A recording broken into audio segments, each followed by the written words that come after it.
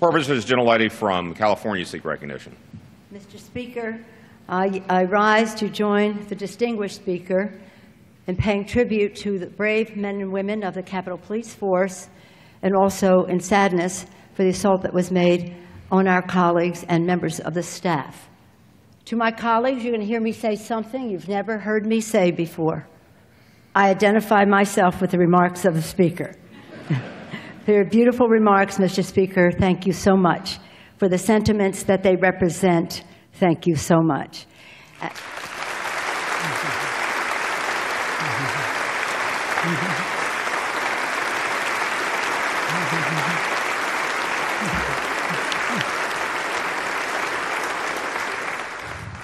Again, we are not one caucus or the other in this House today, but we speak for each other in saying that we send our thoughts and prayers to our colleague, Steve Scalise. Personally, we have our Italian-American connection, so as soon as I heard his name, I was filled with concern, as I would be for anyone here, but we have that special connection, so our hopes and prayers. And I said to the Speaker, I'll be asking you every 5 minutes, how is Steve coming along? And also for Zach Barth in Congressman Roger Williams' office, Matt Mika, who was a former staffer, and of course, as the Speaker acknowledged, Crystal Griner and David Bailey.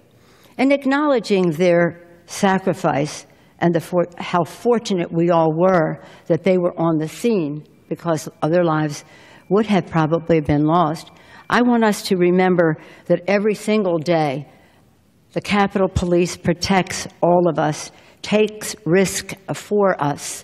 And while a day like this is a time when we can focus on it, so sadly, it doesn't mean that other days aren't as challenging. And I especially want to call attention to Detective John Gibson and Officer Jacob Chestnut, who almost 19 years ago, 1988 it was, in July, lost their lives protecting the Congress, the Capitol. And not just the members of Congress, the staff, the press, and our visitors, people who come to see this Capitol, this great edifice to democracy known throughout the world. So they are protecting a great deal. And it is an attraction. And that makes it all the more risky. You may not know this, my colleagues, but every time I pray, which is very frequently, and certainly every Sunday, I pray for all of you together. In the earlier years, I used to pray for your happiness, for the fact that we would, working together, heed the words of President Kennedy in the closing of his inaugural address when he said, "May God's work must truly be our own." How do we view what God's will is for us? How do we come together to give confidence to the American people that, as our founders intended, we would have our disagreements and we would debate them and we would have confidence in our beliefs and humility to listen to others? But in more recent years, I have been praying not only for that, but for our safety. As I, above anyone in here, and I can say that quite clearly, have been probably the target of more, well, I'm the political target and therefore the target of more threats than anyone, perhaps other than the President of the United States, Barack Obama. And so I prayed for Barack Obama. And now I continue to pray for him. And I pray for Donald Trump, that his presidency will be successful and that his family will be safe. Because it is about family.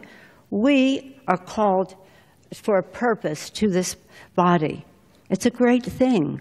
And we know what it means to each of us to serve, and we recognize that in others. And we also recognize that you have your constituents, we have ours, and we respect you and your constituents who sent you here, all worthy of respect. But we do have our differences. And so I pray, my prayer is that we can resolve our differences in a way that furthers the preamble to the Constitution, takes us closer to e pluribus unum. And today, again, Again, it's in the family. It's an injury in the family for the staff and for our colleague and for his leadership. As I mentioned just a minute ago in the Fuller thing, sports are a wonderful thing in our country. Probably one of the most unified. I think the arts, we like to say music or plays or whatever, but sports really bring us together in our cities. You see people who have the biggest differences of opinion on politics, and yet when their team is on the field, people come together. People come together. So when this team was on the field practicing with such camaraderie and such brotherhood, I don't know if you have any sisters on your team. We have two on our team. For this person to take this action was so cowardly, so cowardly. We'll learn more about motivation and the rest of that.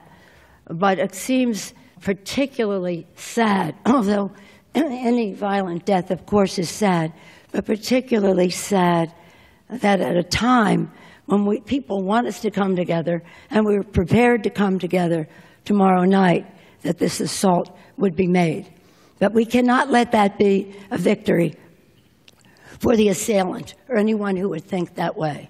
So tomorrow we'll go out on the field, we'll root for our team, we want everyone to do his or her very best, and we will use this occasion as one that brings us together and not separates us further. And with that, again, I want to thank the Speaker for bringing us together, and again, with endless gratitude to our Capitol Police, in particular today, of course, Crystal Griner, David Bailey, but never out of our prayers, Detective John Gibson and Officer Jacob Chestnut. Thank you, my colleagues, for the opportunity to share some thoughts with you on this sad day. Steve and others, you are deeply in our prayers. We count the minutes until you return. Please convey that to him, Mr. Speaker. Thank you all.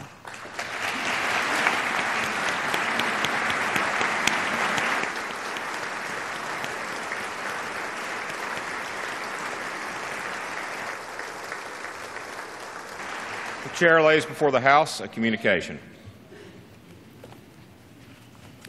The Honorable, the Speaker, House of Representatives, sir, pursuant to the permission granted in Clause 2H of Rule 2 of the Rules of the U.S. House of Representatives, the clerk received the following message from the Secretary of the Senate on June 14, 2017 at 9:24 a.m. that the Senate passed Senate 831. Signed sincerely, Karen L. Haas. Is the gentleman from North Carolina seek recognition? Mr. Speaker, I move the House do now adjourn. The question is on the motion to adjourn. Those in favor say aye. Aye. Those opposed say no. The ayes have it. The motion is adopted. Accordingly, the House stands adjourned until 10 a.m. tomorrow morning for morning hour debate.